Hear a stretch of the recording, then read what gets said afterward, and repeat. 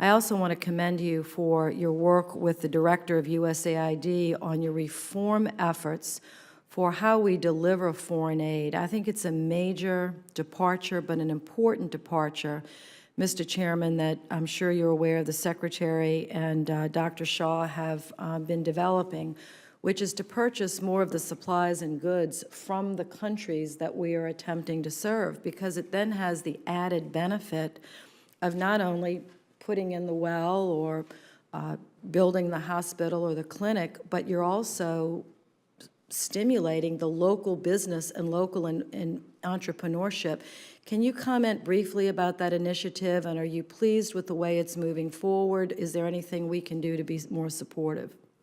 Well, Senator, first let me thank you for your very important focus on aid, and particularly on everything that we're trying to do for children around the world. You know, as part of our first ever quadrennial diplomacy and development review that I directed, we've all taken a hard look at how we can do our business more efficiently, produce better results in state and USAID. And under Dr. Raj Shah's leadership, USAID is moving forward on their AID forward agenda on how we can improve procurement, how we can improve the IT platforms that AID uses. In fact, how do AID and state work closer together to eliminate duplication and redundancy so that our separate missions are not wasting money on things that are essentially, you know, just the logistical part of being out in the world. So I think that on these indicators, and I can get you a fuller response for the record, of procurement, shifting toward more locally purchased goods and services saves money and gives us, therefore, more bang for the buck in delivering the aid that we're looking for. Looking at how we deploy people is giving Administrator Shah more flexibility so that he can more quickly move people from location to location, increasing the coordination between AID and state so that we're not reinventing the wheel every time there's an emergency.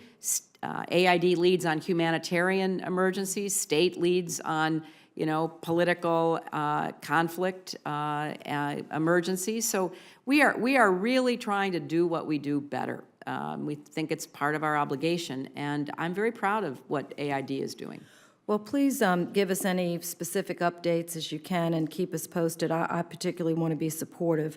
Second question on vulnerable children. Mm-hmm. As you know, several years ago, and Senator Leahy has supported this set-aside in the budget to focus on, it was authorized, but the Senator also supports it, a couple of $100 million for orphans and vulnerable children. And under your leadership and with the State Department and with this committee, we've been trying to focus that money, which is a large amount but small in relation to all of the PEPFAR money and others, on programs that can help better connect and serve children that are out of family care. And you agreed and spoke at the first conference directed. Can you give us a brief update about how the State Department or USAID can be a little bit more focused on trying to reach to those children who are just out of family care? They're either on the street, they're in institutions. How are we better connecting them to families, which every child deserves a permanent, loving, and protective family? Well, you have been such a leader on this, and what we're trying to do is, number one, work with other nations to do more themselves to take care of their vulnerable children. Because you're right, we have children in sweatshops, we have children on the streets, we have children being trafficked into brothels. I mean, we have terrible kinds of situations for too many vulnerable children around the world. So we're tightening laws and regulations, we're training workers, judges, police officers to just get them to focus on their own children, because no matter how generous we would want to be, we are just a small part of the solution. But with respect to what we're doing, we are working to improve adoption systems and out-of-home care for vulnerable children around the world. We had over 9,000 children finding permanent homes through intercountry adoption last year. We know that is an important part of what we can do to help these vulnerable children. We have to make sure that there are no scandals associated with them, that you don't have child kidnappings and thefts and all the other terrible things that go along with it. So we are pushing hard for broad-based acceptance of the Hague Convention on adoption. So we have a multi-pronged strategy, which you have helped us support by having the Congress be a partner, and we want to continue doing that. Thank you. And my final question, I do want to mention Haiti and the opportunity that I had to go down to Haiti about a year and a half ago. I look forward to getting briefed by the chairman on his recent visit and just want to encourage our work. I know it's difficult. My final question, though, is about Latin America.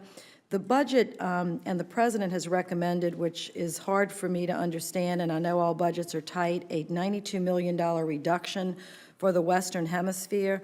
With the recent escalation of drug trafficking in Guatemala, particularly the devastation in El Salvador due to the recent disaster that happened there, an unnamed storm, but nonetheless delivered as much rain and devastation as a named hurricane would just recently. How are we justifying this reduction, and are you concerned about it, and what can we do to show our support for these emerging Latin American democracies that are so important? Well, I think, Senator, here is a potentially good news story, just to a great extent. You know, our assistance in the hemisphere seeks to promote citizen security. We have three most violent countries in the world are in Central America. We want to help them continue their work to develop durable democratic institutions, encourage economic and social opportunity, and emphasize clean energy as they try to link up all of their people with electricity. So the decrease in the FY 2013 request reflects a trend toward lower costs. Lower costs first because what we have learned is how to be more efficient in our security-related institution building programs. We are focusing on fewer areas of development in USAID in light of the overall economic progress in the hemisphere. So, for example, our request for citizen security programs is declining in part because two of our largest recipients, Colombia and Mexico, are transitioning from periods of intensive capital investment, you know, building police academies, building prisons, building courthouses, to equipment and training.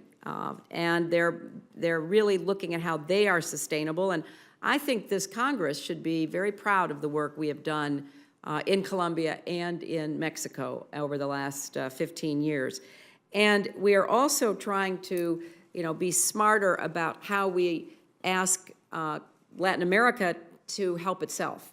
You know, we have some booming economies that are beginning to be aid donors themselves. So, for example, in Central American security, it's taken us some time, but we've invested heavily in diplomatic outreach to get Latin America, Canada, the European Union, specific European countries, all to work with us so that we would leverage the resources we put in. So I think, by and large, it's a good news story, but if there are specific areas that you remain concerned about, I would be very happy to know about that. Thank you, Madam Secretary.